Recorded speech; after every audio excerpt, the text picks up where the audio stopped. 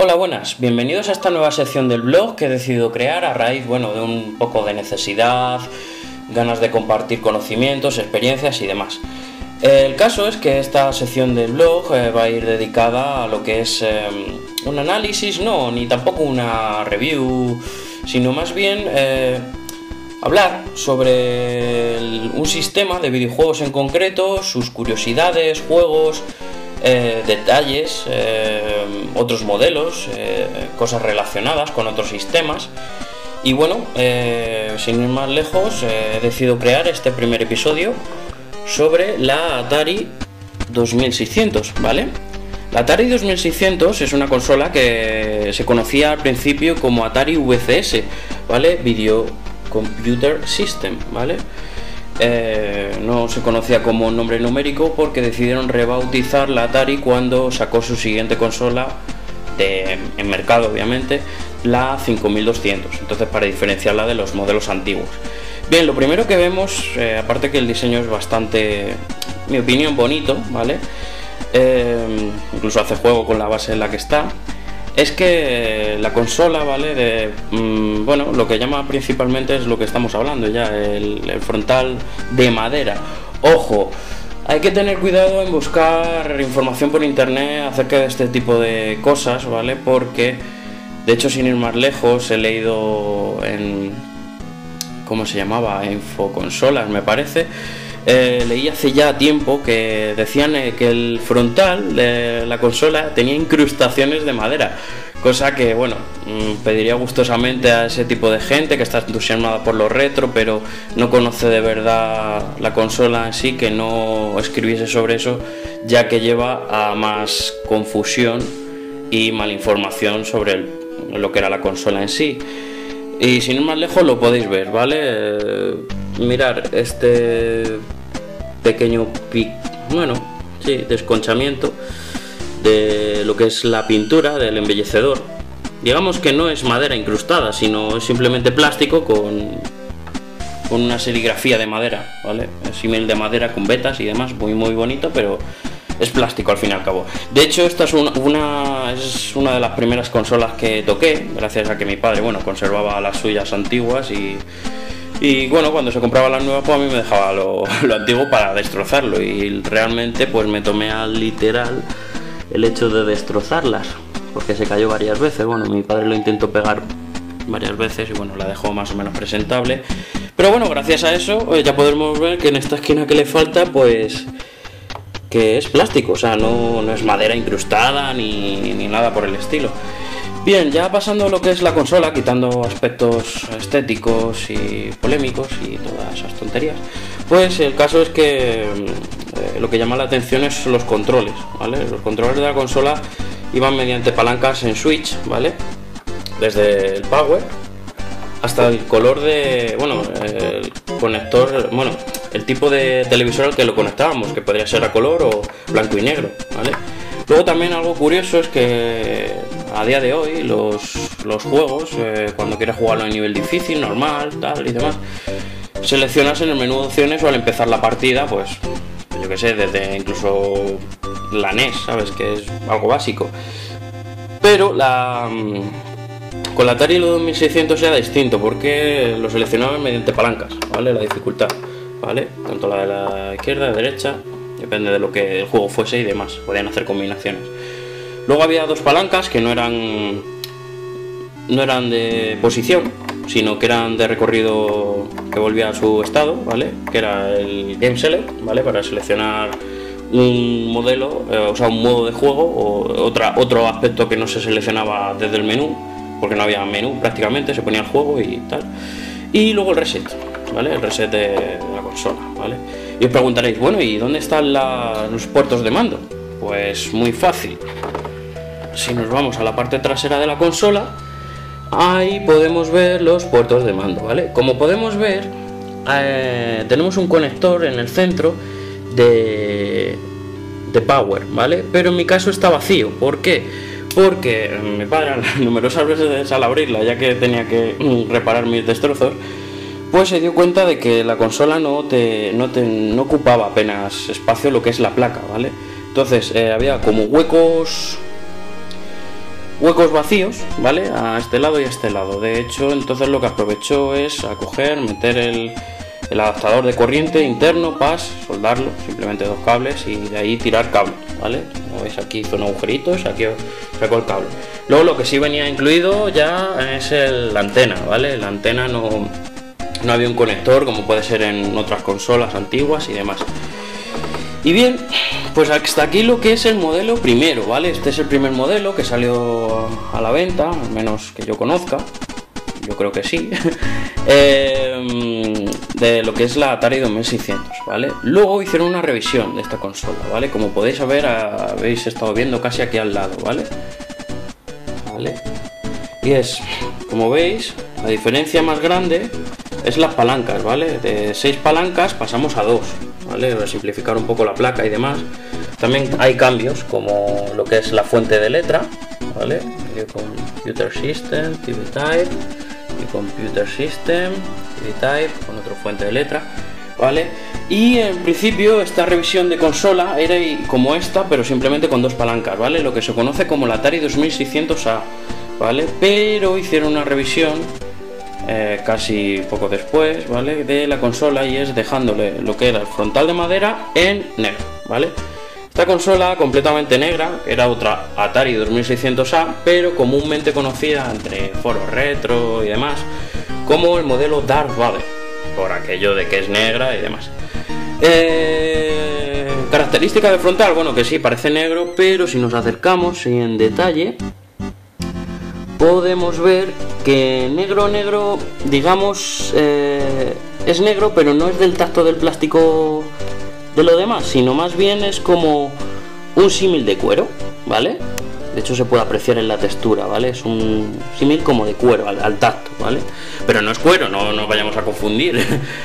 Y luego la serigrafía, la 2600 primera estaba a la derecha, y en el modelo Vader, digamos, estaba a la izquierda, ¿vale? Aparte que ya ponía Atari 2600 con la tipografía típica de las marquesinas de las máquinas arcade de Atari. De hecho, el modelo, lo que es el diseño de la consola, recuerda mucho a lo que es las mesas arcade, que había una pantalla en centro, la gente se asomaba para mirar y demás.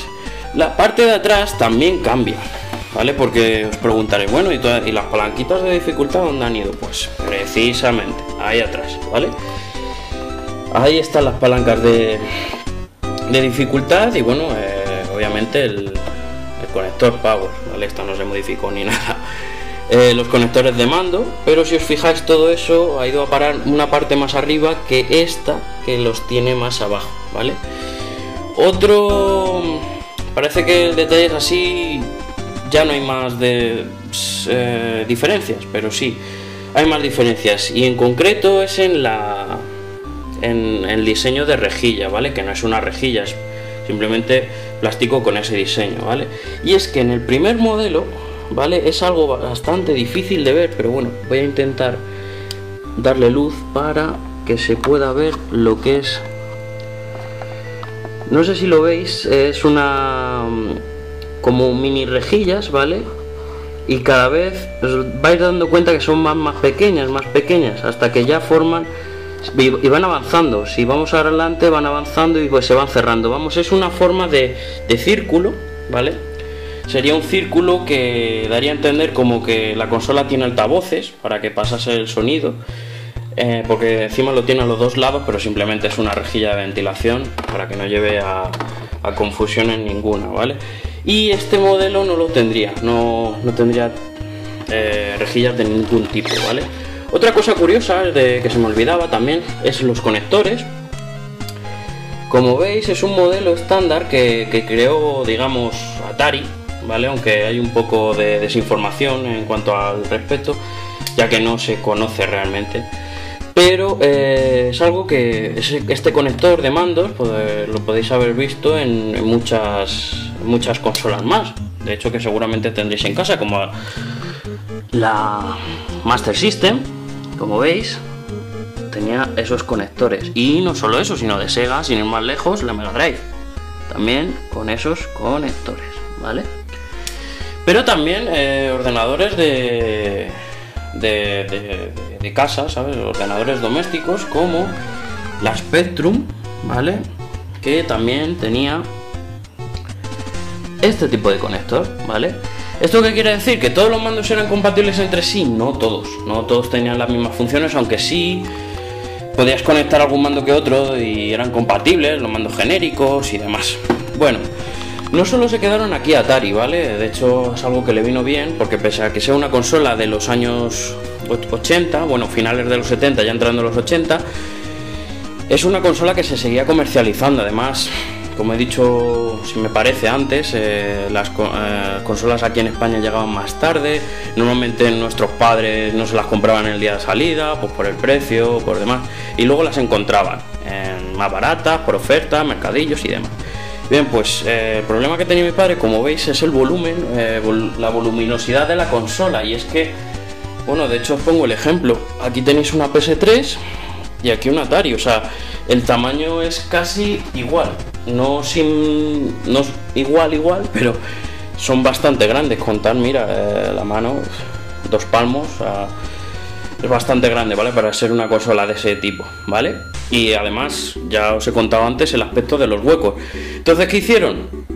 Hacer una versión más pequeña de la consola. Esa versión es la Atari 2600 modelo JR.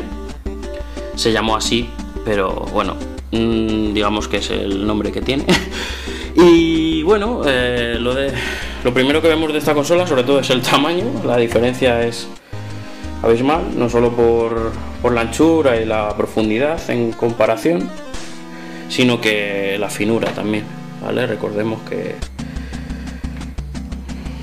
bastante alta y esta pues casi un tercio, ¿vale? Mi padre la compró en una tienda de decomisos por 2000 pesetas o así a principios de los 90. Era por la simple razón que a mí me gustaba jugar y quería una consola fácil de llevar y que no le costase mucho, así que cayó, pues mira, casualidad.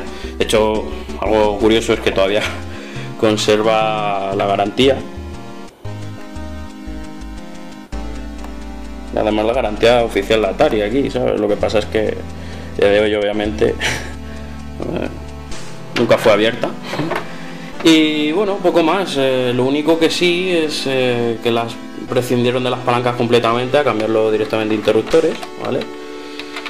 El de on y off, el de color y blanco y negro, y luego lo que es el select y el reset simplemente los cambiaron por los pulsadores, ¿vale? Pulsadores, y luego atrás pues teníamos los conectores normales de la dificultad, los puertos de mando, el de antena, ya tenía conector de antena por fin, y bueno, el indicador LED por fin de que la consola estuviese encendida, porque antes era un verdadero misterio, te tenías que fijar antes en el pero bueno, un detallito. Y poco más en cuanto a lo que es la consola en sí. No sé si se me escapará algún detalle. Si se me escapa, bueno, pues editaré el vídeo y pondré algo más. Y bueno, en cuanto a los juegos, el formato que venía era muy parecido a cualquier juego antiguo. Una caja cartón normal, de tamaño normalillo, digamos. De hecho, este es uno de los más míticos, ¿vale? El Pole Position es uno de los primeros juegos de Fórmula 1 que existió, ¿vale? Ya habían salido versiones pero por decirlo así sería el primer juego, digamos, con gráficos es un Fórmula 1, no una pelotita que sigue luces, ¿vale? Luego el Pac-Man Junior, 8000 versiones del Pac-Man. Y lo bueno que tenía es que aparte porque la mayoría de estas cosas eran máquinas arcade que tenía Atari, pero pasadas a juego, ¿vale? Es que ya con la Atari 2600 pudieron hacer juegos con historia, ¿vale? Un juego lo que es propiamente con historia. Dark Chamber, por ejemplo. Jaws es otro arcade, ¿vale? Y luego pues el típico juego de deportes, Double Dunk o Real Sports Soccer. Fue bastante curioso, ¿eh? Defiende la Copa Mundial de Fútbol. Este venía multidioma, era el juego europeo que se vendía aquí. Y bueno, hasta ahí lo que es la consola en sí. Detalle extra, bueno, como todas las consolas han tenido sus versiones clónicas, ¿vale? El Atari 2600 tenía una versión, bueno, tuvo muchas versiones clónicas, pero entre ellas será una en concreto que trataremos en la siguiente parte.